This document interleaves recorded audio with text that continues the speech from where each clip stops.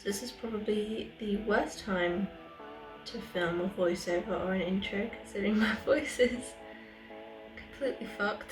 Very sore throat, and I was out last night, so it doesn't help. But this is the only time that the house is semi-quiet. So it's a Cricut design that I made for my granddad's birthday because I wanted to try out one of the Cricut projects. I don't usually do that. I usually design my own on Illustrator and then import them. But I wanted to try out how one of them worked. I made a few adjustments to it because I wanted it to be a bit more space to write. And yeah, we're gonna see how that goes. Hopefully my voice lasts. It's a short video, so you should be alright. I'm wearing the exact same clothes in the video, even though this was done about 2 weeks ago. So the first thing I always do in the studio after I've actually cleared the table is adjust it, because I know I want it to be standing, and this is a adjustable table. You can put the pegs at different heights, which is very handy for me. This is my box of coloured card scraps, so I always keep the scraps of different projects that I make, and then I put them in different colour coded folders, which was like the best thing I ever did organisationally wise in the studio. So I've got the Cricut Explore Air 2 here. I think that was a birthday present a couple of years ago, and it does work pretty well for all of the cutting and paper. It's not the best for anything that I've done with stickers, so I still need to work that out, but my setup is having the strong grip mat and all these different desks over here, and then I always need my craft knife, which to be honest I stole from school. That's a fuse tool ruler from the We Are Memory Keepers set, that'll come in handy later. My bone folder as well, and I put those all on my cutting mat because sometimes everything doesn't cut completely through, so it's always handy to have. So I never put something with too small details on the fast mode. So that's what the Air Explorer 2 has. It's a fast mode that you can do, but I will only use that for bigger pieces, less intricate pieces. And if it's something small, I'll just peel the top off because I don't really need the rest of that, but I'll always fold the mat down away from the piece that you actually want to cut out. Otherwise, if you peel your card straight off the mat, that's gonna curl up and that's not gonna stick down nice. So you can curl the mat as much as you want, and then I use the rounded edge of that fuse tool to basically scrape along, because if you use like a ruler with a sharp edge, you're gonna get those corners and they're gonna stab into your card, and that's not gonna look nice. So I always use that rounded edge, and then I just scrape all of the small pieces. I think you can use like weeding tools, but I think that's really unnecessary. And I just scrape them off the mat so it's not onto a sticky area anymore, and then have this tiny little pot which I use as my bin for all these small scraps, because otherwise they'll get lost everywhere. Gotta make sure that I put this on the right way around, which you can see through the little thumbnail on the Cricut app when you make your project.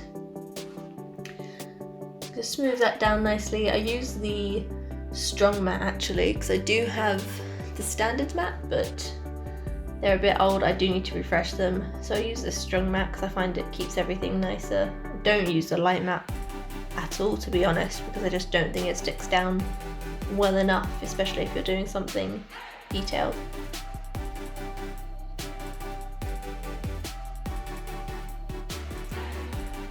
So here you can see I'm using the craft knife just to get all these smaller details because it didn't cut all the way through.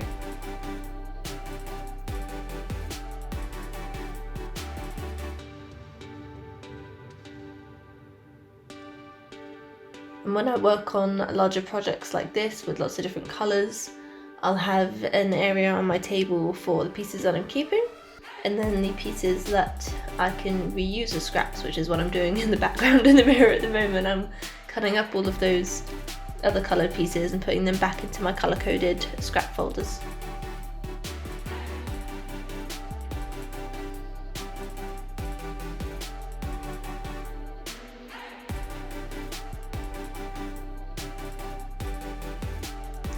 So I'm getting my scoring tool out now, which is just keeping that little magnetic piece down there. And then that always goes in the A section, A for accessories and B for blade. I don't have the like scoring wheel or whatever it's called. This is a scoring stylus, but I don't really understand why you need the scoring wheel. I've just always used a scoring stylus. That helps a lot more.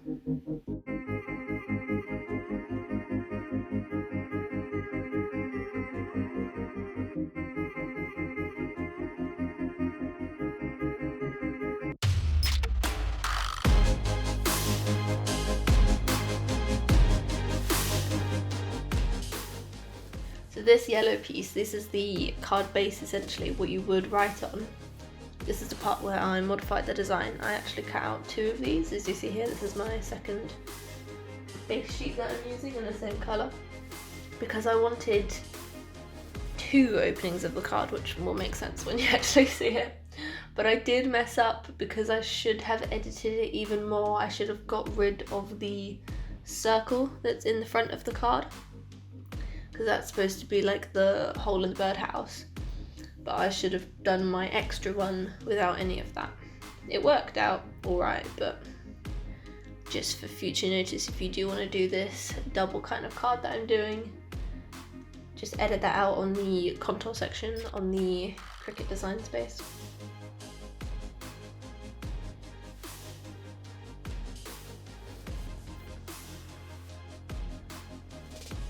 My mother has joined us in the studio now. That's what that extra desk at the back is for, if you've ever seen that.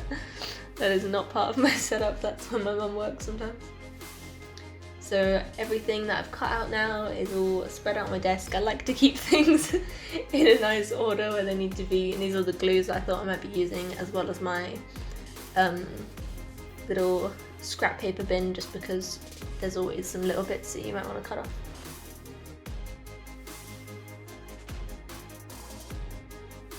So I'm just gently folding these main card base pieces and folding that with my bone folder. I think this was it was a Papermate folder. That's not the best, to be honest, but it was the first one I got and I still have it. It does its job. This is honestly my favourite tool. Like this, it's a glue pen. It works just like a Posca paint pen. You shake it and if you push it down, the glue will come out, and it's perfect for pieces like these because there's all of that detail that I wouldn't be able to get double-sided tape on or things like that, which is what I would usually use. And if you used a liquid glue, when you pushed it down, all of that liquid glue would have come through these gaps in the design.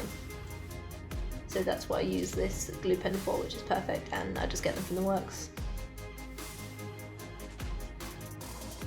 Another thing I should have done, which I can see all of this now watching it back, because I cut out that extra card base, I should have also cut out 2 more extra of those brown details at the top of the birdhouse that you can see now.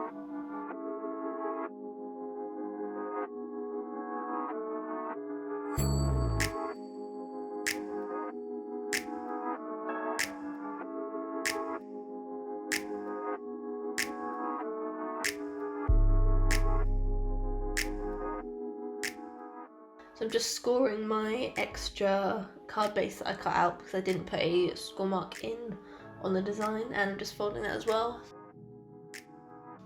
It's called the Crafter's Companion Top Score Multi-Board. That's what I use to score everything.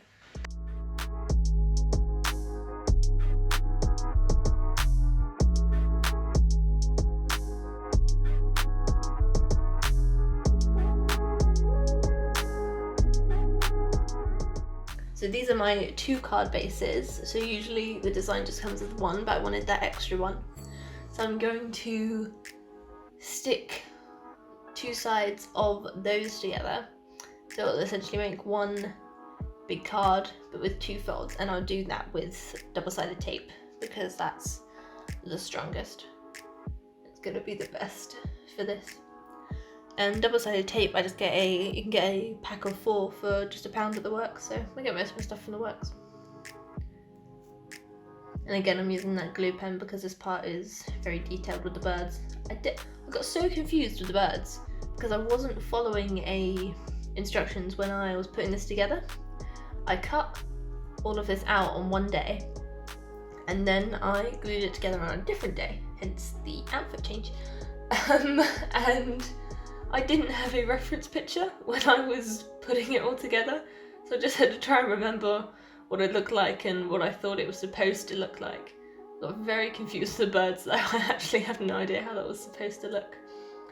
But please remember not to put glue on the back of the bird because the bird comes out of the card. So it's not being stuck down to anything, so you don't need glue on there. Which was a mistake I made in the beginning where part of the top part of the detail, the brown detail at the top of the birdhouse, also doesn't actually stick down. And I did put glue on it and it kept folding around the card. But yeah. If you do get glue on something that isn't supposed to, just let it dry and you can try and rub it out with a rubber. Actually works sometimes. So I'm just sticking that detailed bird on the back, which I would have liked on the front, but it was a bit flipped, so later I actually go in and draw some details. I'm pretty sure the bird that you can see at the moment, that's hand-drawn details instead of cut-out details.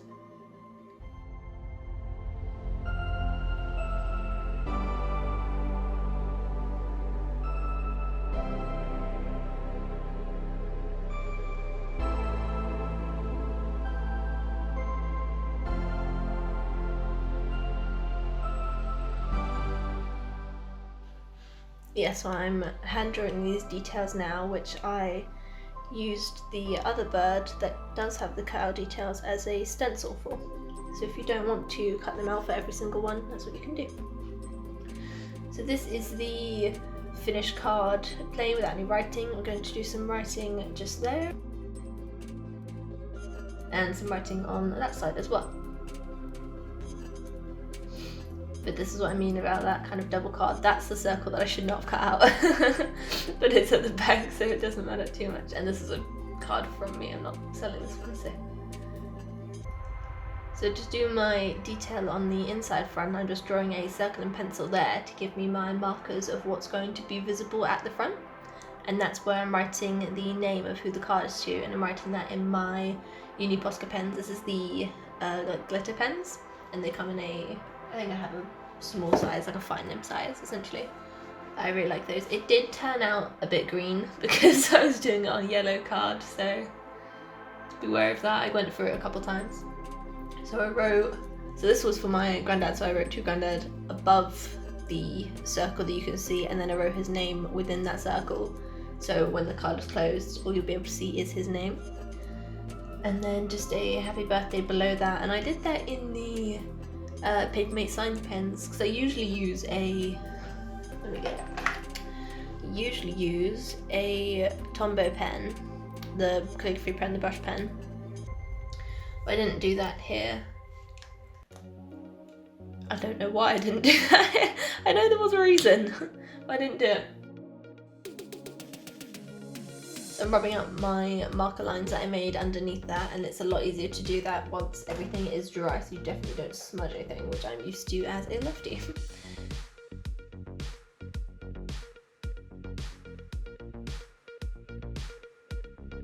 So I wrote my message on this back page, which is why I wanted to print out those extra pages, because of all the details on the card, there isn't a lot of space to write in the original version. So that's why I wanted my extra page so I could actually write a message. But I should not have cut out that hole at the back, because then you can see the message to the back. The finished card. So thank you for watching. I'm gonna try and get more crafty videos out, but it does take longer to make them when you are filming. If you want to see any more of my original designs, then you can look at my website on Etsy, that's Gipsy by Heidi, and the same on Instagram as well. I have some more custom cards there, which is my specialty.